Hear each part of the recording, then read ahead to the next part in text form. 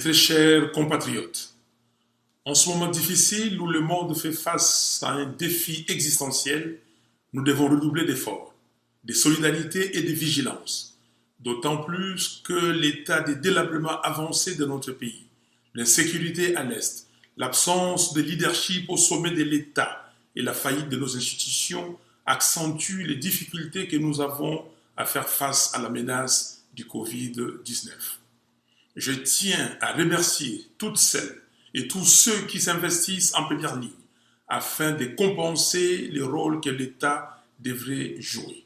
Je pense ainsi au personnel de santé mobilisé dans la riposte qui souffre d'un manque cruel de moyens pour accomplir leur mission, aux mouvements citoyens qui prennent à bras-le-corps leur rôle de proximité, aux associations locales et internationales sans lesquelles beaucoup de nos compatriotes seraient dans une plus grande précarité, à la communauté internationale pour sa solidarité, enfin aux femmes et aux hommes de foi pour leurs prières et leurs intercessions. Je présente mes condoléances les plus attristées aux familles endeuillées par cette pandémie. Il est impérieux que l'équipe de riposte soit renforcée pour améliorer la prise en charge des malades. Mes très chers compatriotes, le Covid-19 tue et la meilleure protection que nous avons, c'est l'application de mesures barrières édictées par l'OMS. Portez des masques, sinon protégez-vous à l'aide d'un foulard, un morceau de tissu ou un autre moyen pratique. Dans cet élan, j'en appelle au génie créateur des Congolais pour la fabrication locale des masques, la production de gel hydroalcoolique et autres outils de protection.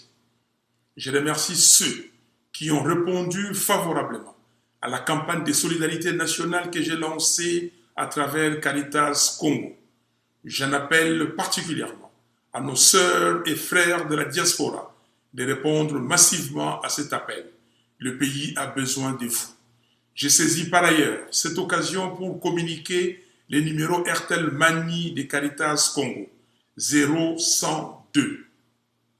Chers compatriotes, concernant les détournements des deniers publics qui ont élu domicile dans notre pays, je tiens à féliciter ODEP, Likoko, Nucha, Filimbi, Congo n'est pas à vendre, ACAJ, CLC, COGEP, OAS, les lanceurs d'alerte congolais, les autres membres de la société civile ainsi que la population congolaise pour leur courage, parcours et avenir sur les nombreux détournements qui ont émaillé le pays ces dernières années aboutissent sur des sanctions exemplaires.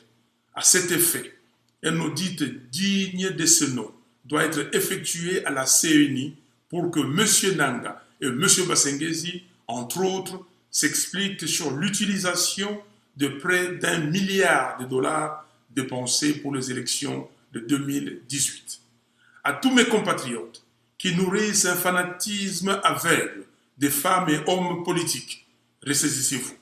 Les millions détournés représentent des routes sur lesquelles vous ne conduirez jamais, une gratuité de l'éducation de base à laquelle vos enfants n'auront pas accès, de l'eau qui ne coulera où vous ne pourrez pas vous faire soigner et j'en passe.